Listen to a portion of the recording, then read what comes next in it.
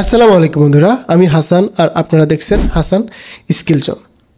তো আজকের এই ভিডিওতে আমি আপনাদের সাথে শেয়ার করতে যাচ্ছি কাস্টমার টেম্পারেচার কি। আসলে কাস্টমার টেম্পারেচারের উপর ভিত্তি করে কাস্টমারকে আমরা তিনটি ভাগে ভাগ করতে পারি। তো একটা হচ্ছে কোল্ড কাস্টমার, ওয়ার্ম কাস্টমার, আর একটা হচ্ছে হট কাস্টমার বা অডিয়েন্স। আচ্ছা, এখন কথা হতে পারে ভাই আমরা এটা কেন জানবো বা টেম্পারেচার দিয়ে কী করবো। তো এখন যদি আপনাদেরকে একটা উদাহরণ দিই তাহলে সহজেই এই কাস্টমার টেম্পারেচারটা বুঝতে পারবেন। তো আমি আপনারা যদি স্ক্রিনে দেখেন আমি এটাকে তিনটি ভাগে ভাগ করে রাখছি। সেটা হচ্ছে কোল্ড কাস্টমার, ওয়ার্ম কাস্টমার এবং হট কাস্টমার। আপনি মনে করেন আপনি এক জায়গায় ঘুরতে গেছেন, ধরেন সিলেটে ঘুরতে গেলেন। তো সিলেটে ঘুরতে গেলেন, সেখানে যাওয়ার পরে আপনি একটা চার দোকানে গেলেন চা খাইতে।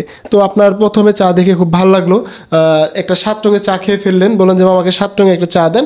আপনি সেই 7 রঙের চা খাওয়া শুরু করলেন। আপনার সাথে আরেকজন বসেছিল, তো সে বললো যে আমি চা খাবো না, আমার গরম লাগতেছে অনেক, এই সেই আমি যাবি। সে চা খাইলো না, কিন্তু বললো যে আমি চা খাবো না, আমি একটা কলা খাবো বা একটা কেক খাবো। দেন ওই যে আপনার সেই চা রাস্তা বা চার দোকানের পাশে বসেছিলেন, একজন চা খাইলেন আপনি, আরেকজন হচ্ছে সে ওখানে বসে জাস্ট কলা রুটি খেলো।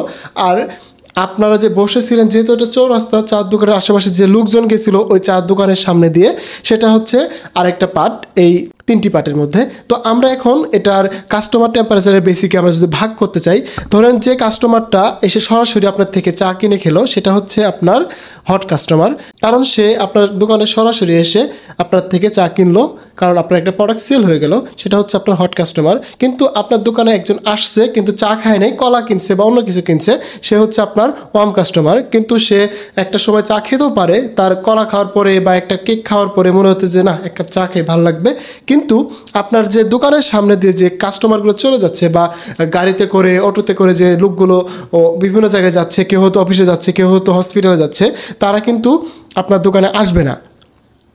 আর আপনি যদি এখানে একটা চিন্তা করে দেখেন যে আপনার ধরেন আমরা এটাকে তিনটি ভাগে ভাগ করে নিয়েছি, এই তিনটি ভাগের মধ্যে সব থেকে বেশি পরিমাণ মানুষ যেটা ছিল আপনার দোকানের সামনে দিয়ে যাতায়াত করতেছিল তারা। তো এখন আমরা এটাকে যদি অ্যানালাইজ করি, সেটা হচ্ছে যে কাস্টমার টেম্পারেচারের উপর যে আমরা তিনটি ভাগ করলাম, তার মধ্যে মেন টার্গেটেড যে কাস্টমার সেটা হচ্ছে আমাদের হট কাস্টমার।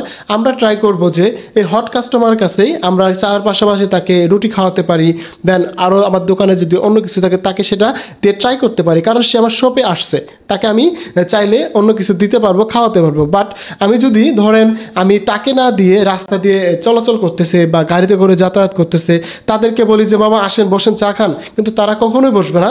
আপনার সেখানে সময় ব্যয় হবে, আপনার সেটার কোনো রেজাল্ট আসবে না। কিন্তু যে আপনার দোকানে আসছে, আপনার দোকান থেকে চা খাইলো, আপনার দোকানে বসে একটা রুটি খাইলো, আপনি কিন্তু চাইলে তার কাছে আরেকটা প্রোডাক্ট বিক্রি করতে পারবেন, আপনি কিন্তু চাইলে তার কাছে আরেকটা জিনিস বিক্রি করতে পারবেন। তো আমরা এই বেসিকেই আমরা অ্যাড ক্যাম্পিংগুলো করে থাকি।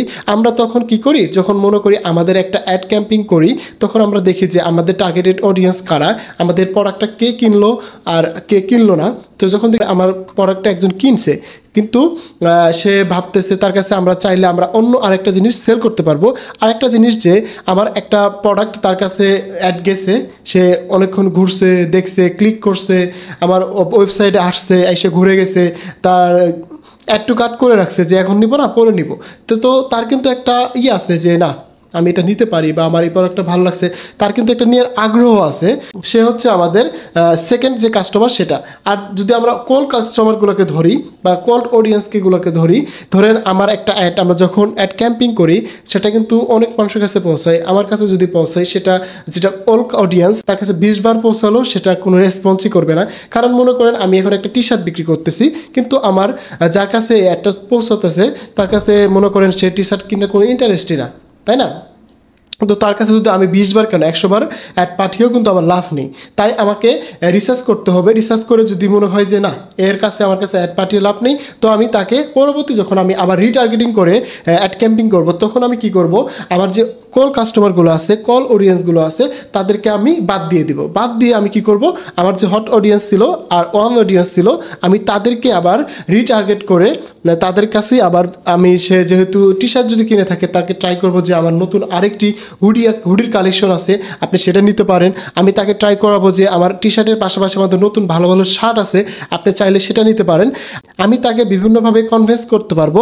তাহলে কি হবে, আমি আরেকটি প্রোডাক্ট তার কাছে সেল করতে পারবো। আমি যদি সেটা এটা না করে যে কোন কাস্টমার আছে তার কাছে আমার অ্যাড যাচ্ছে, সে আমার প্রোডাক্টের প্রতি ইন্টারেস্টটা, তার পিছনে যদি সময় নষ্ট করি তাহলে আমার টাকাও যাবে, সময়ও যাবে, আমার একটা লস প্রজেক্ট হবে। তাই আমরা যখন অ্যাড ক্যাম্পিং করে এই বিষয়গুলো কাস্টমার টেম্পারেচার গুলো আমরা ভেবে রিসার্চ করে আমরা অ্যাড ক্যাম্পিং করি, তখন হয় কি আমাদের একটা ভালো রেজাল্ট আসে অ্যাড থেকে।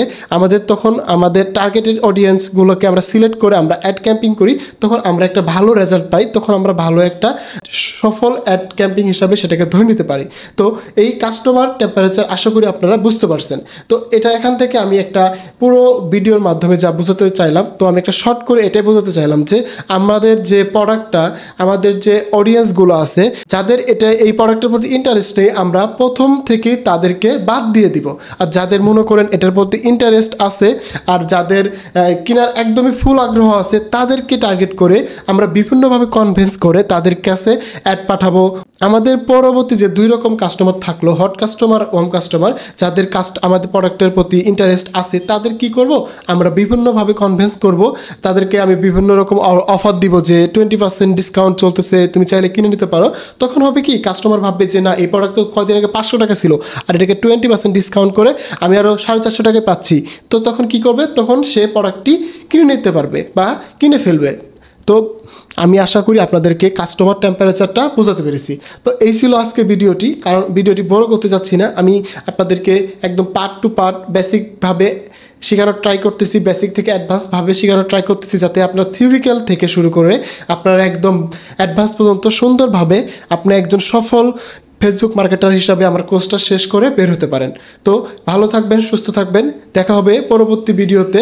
হাসান স্কিল জোনের সাথে থাকুন, আপনার ডিজিটাল দক্ষতা বাড়ান।